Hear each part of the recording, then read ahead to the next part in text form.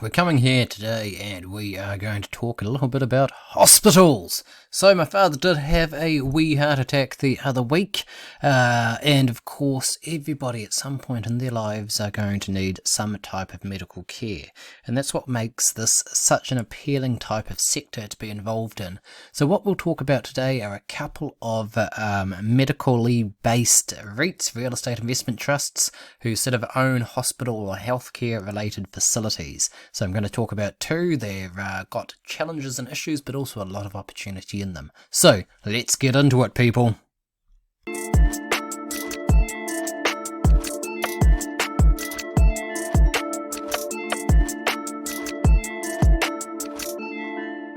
Okay, so the first medical REIT is Medical Properties Trust. So this REIT has a large number of hospital facilities, both across the USA and spread globally. So it gives you quite a nice global diversity in this concentrated sector. So these are facilities that we absolutely have to have. As you can see from this orange line here, they've sort of grown earnings generally reasonably steadily over the years. There's been some years like this where there's a sort of a drop, minus 3%, minus 8% with the minus 11%, but there's also been strong years of sort of plus 24%. Plus 14%, plus 13%. So they've been fairly steady. Importantly as well, if you look at the dividend down here, 81 cents, 84, 88, 91, 96, $1, $1.02, $1.08, $1.12, $1.16 estimated. So they've done a good job of growing the dividend. Now this isn't going to make you rich in a year or two. This is certainly one which is going to compound slowly with time and increase your flow of cash coming in with time. But if we look at the current dividend yield, it's pushing it close to 10%. So this is money that you can invest in today, and you're going to get this dividend yield today, and by the looks of it, for coming years as well. So it's a company at the moment which is trading at about 8.42 times on the price to adjusted funds from operation. So this is a REIT. I'm not going to be using the price to earnings ratio, but the price to adjusted funds from operations ratio, which is more or less the same sort of thing. And again, we would expect it to be trading closer to this sort of 12.23 times adjusted funds from price to adjusted funds from operation ratio. At the moment it's trading at 8.42, so it looks significantly undervalued here. Now what we can do as well is we can say, hey look, prices are down, what is the opportunity here? If we assume that prices begin to return to their regular normal sort of price to adjusted funds from operations ratio, which has been about 15.28 over the last 5 years. If we assume that the prices increase to that level, and we assume that the estimated adjusted funds from operations are going to be met, that these are reasonable estimates, we're going to get a total return of about 110%, or a total annualized return to the end of 2024 of about 43%. So really quite nice indeed. Now I've just pulled the screen recorder down a little bit, and I just want to draw your attention as well to these estimates. So these are the estimates from 6 months ago, 3 months ago, previous estimate, and the current estimates as well. Now where we've got the E here, it's an estimate for the 2022 year. Now we can see here in the previous year the estimates were all fairly consistent. We can see a little bit of a drop here in 2022. We can see that they were quite bullish 6 months ago, a bit of a drop here, and similarly 6 months ago out for 2024, quite bullish, and again a bit of a drop there.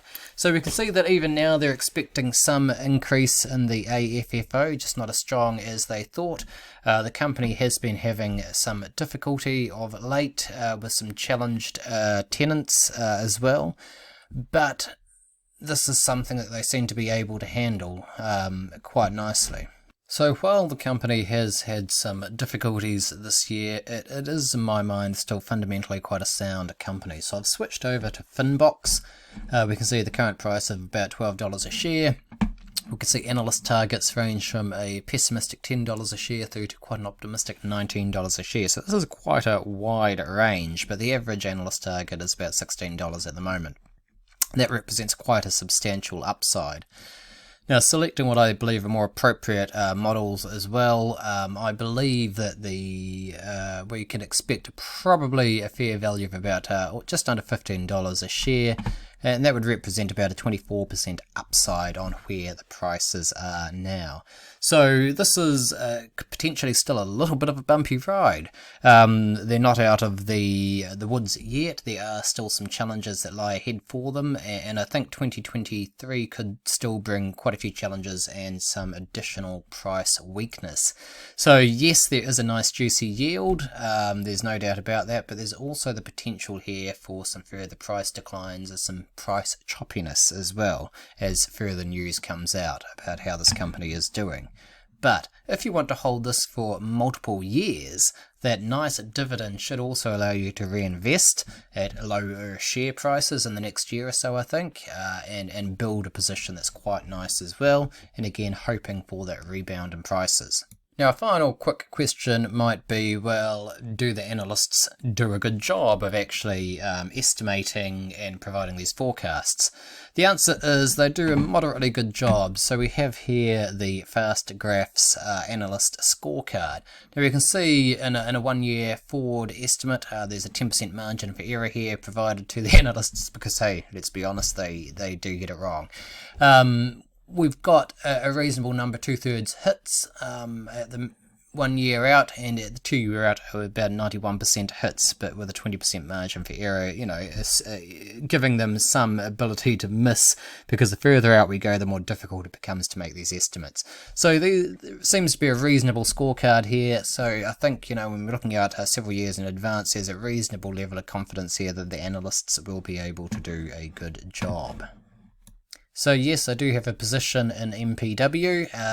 We'll be adding to it over the coming weeks as well, and a little bit. I think my position's pretty much exactly where I want it at this point in terms of size, and I certainly won't be sort of dollar cost averaging into this strongly if it continues to decline, because as I say, my position's at the point where I want it to be, but I will be looking for an increase in prices, looking to capture some of these anticipated rates of returns going forward.